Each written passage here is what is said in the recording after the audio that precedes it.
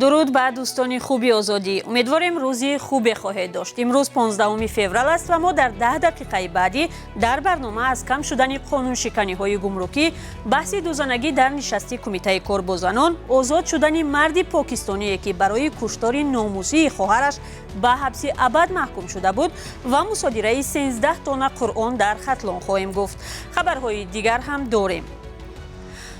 مقامات تاجیک میگویند سال گذشته در مرز میان تاجیکستان و قرقیزستان حالتهای قاچاق مال و محصولات به مراتب کم شده است. بهرام اسمت الله زاده رهبری ریاست گمرک در ولایت سوخت ضمن نشست خبری خود گفته است در سال گذشته بعد بسته شدن مرز میان تاجیکستان و قرقیزستان موردهای قاچاق مال و محصولات 140 حالت کمتر ثبت شدند. در این دوره در مرز قانون شکنی های چون انتقال غیر قانونی 16 ماشین، قاچاق 1000 عدد تلفن و گوشت پس صفت و مال و محصولات دیگر آشکار و در این رابطه 13 پرونده جنایتی باز شده است. مقامات میگویند مبلغ جریمه از این حقوق ویرانکنی ها در مرز نسبت به سال 2020 قریب 1 میلیون سومانی کم شده است. مناسبت تاجیکستان و قرقیزستان در پی مناقشه مرزی در آخر ماه اپریل به سر گرایید. قرقیزستان مرز خود را برای شهروندان تاجیکستان بست و حالا میان این دو کشور تقریبا داد و گرفت وجود ندارد. روز 14 فوریه رئیس کمیته کارگزاران و عائله تاجیکستان در نشست خبری این نهاد با دخالت به موضوع بسیار زنی گفت اکثرا مردم با گرفتن زنان دوم همسران اول خود را تحقیر میکنند. هلالبی قربانزاده رئیس کمیته زنان ضمن صحبت درباره قضیه مدینه محمدجان و به موضوع بسیار نکاحی رو آورده گفت طبق قانون‌های کشور دوزانگی منع است. اما به گفته این مسئول کمیته کارگزاران هستند مردانی که از راه نکاح مسلمانی همسر دیگر میگیرند. هرچند به تاکید او رسما یگان شکایت از این عمل غیر قانونی به کمیته نرسیده است. موضوع دوزانگی در تاجیکستان در پی بیرحمانه لطوکوب شدن مدینه محمدجان و از سوی همسر اول شوهرش داغ شد. محمدجان و 32 ساله ماه دکبر سال گذشته فوتید. در پیوند به لطوکوب و مرگ او پرویز دولتوف کارمند پیشین شرکت مگافون و همسرش عزیزه دولتوف را به زندان محکوم کردند.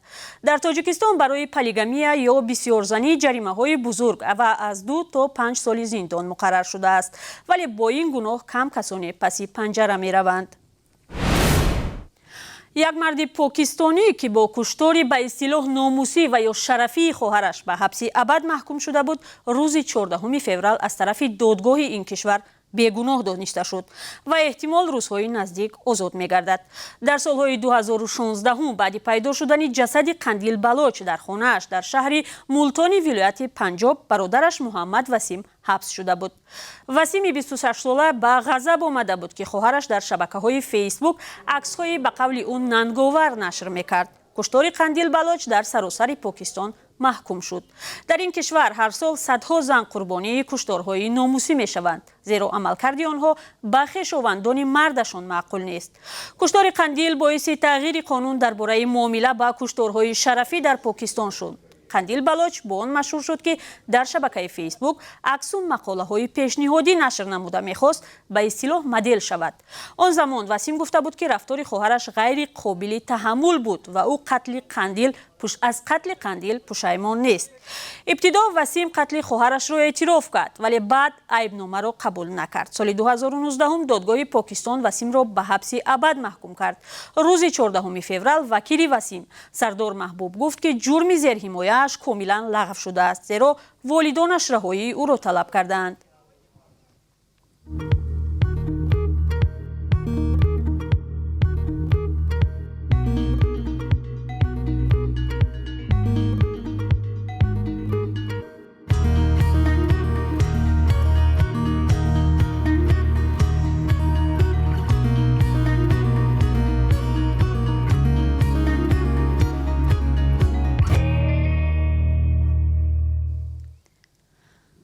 دیروز بعد زیارت از اوکراین کانسلر آلمان اولاف شولز عازم مسکو شد. او تصمیم دارد پرزیدنت روسیه ولادیمیر پوتین را بر رفع تشنج در مرز روسیه با اوکراین مایل کند. روز 14 فوریه در صحبت پرزیدنت اوکراین ولادیمیر زلنسکی شولز گفت او هیچ سبب واقعی تجمع نیروهای روسیه در مرز با اوکراین را نمی‌بیند. ضمناً زلنسکی 16 فوریه را روز وحدت اوکراین اعلام کرد. همکارم کیومرث سیاتو در این باره تفصیلات بیشتر می‌دهد. президенти Украина Владимир Зеленский با مراجعت به ساکنان این کشور 16 فوریه را روز وحدت اعلان کرد. در این باره او الکی یک دستور هم تصویب کرده است. زلنسکی در پیامش گفته است در این روز شهروندان اوکراین با آویختن پرچم‌های ملی و به بر کردن لنته‌های کبود و زرد متحدی خود را به تمام جهانیان نشان خواهند داد. پیشتر بعضی از رسانه‌ها خبر داده بودند که احتمال دارد روز 16 فوریه روسیه به اوکراین حمله کند.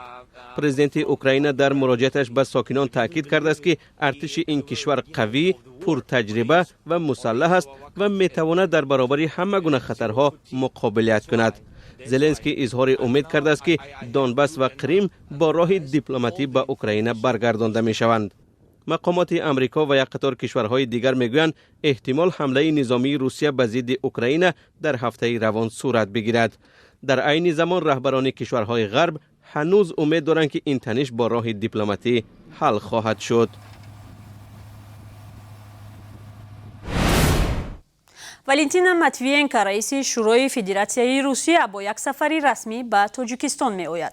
در این باره خبرگزاری تاس با استناد به سفارت روسیه در تاجیکستان اطلاع داده گفته است سفر ماتویینکا به تاجیکستان به روزهای 24-25 فوریه راست می آید. ایگور لیاکینفلاروف سفیر روسیه گفته است والنتینا ماتویینکا با پرزیدنت تاجیکستان امامعلی رحمان و رئیس مجلس ملی و مجلس نمایندگان تاجیکستان رستم امامعلی و محمد طاهر زاکرزاده ملاقات انجام می‌دهد. قرار است والنتینا ماتویینکا در همایش بین پارلمانی تاجیکستان و روسیه عاید به همکاری‌ها در سمت تجارت و اقتصاد هم شرکت کند. The Economist Intelligence Unit با نشر شاخص دموکراتیا در کشورهای جهان تاجیکستان و همسایه کشورهایش را امسال هم در ردیف کشورهای خودکامه قرار داد. بر اساس ارزیابی‌های نوی شاخص دموکراتیا در کشورهای جهان که همساله از جانب سازمان تحقیقاتی بریتانیایی انجام می شود، تاجیکستان در میان 167 کشور در مقام 157 قرار گرفته است. در پژوهش تازه خود The Economist Intelligence Unit در برابر تاجیکستان همه دیگر کشورهای آسیای مرکزی را غیر دموکراتی و خودکامه ارزیابی کرده است. در این فهرست قرقیزستان در مقام 115 و ترکمنستان در زینه 163 قرار دارند. پژوهش مذکور بر اساس نظرخواهی و ارزیابی‌های کارشناسان و با نظرداشت 8 شاخص روند انتخابات و گوناگون اندیشی، فعالیت حکومت، شرکت مردم در روندهای سیاسی، فرهنگ سیاسی و آزادی‌های شهروندی تهیه شده است.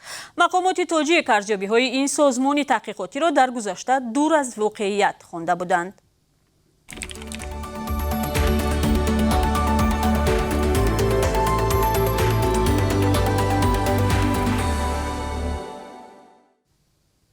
مقامات گمرک در ولایت ختلان تاجیکستان اولی سال جاری 13 تن کتاب قرآن را مصادره کردند. به گفته مسئولین این کتاب‌ها از افغانستان طریق گذرگاه 5 پایان وارد شده برای بخطری مصادره شدند.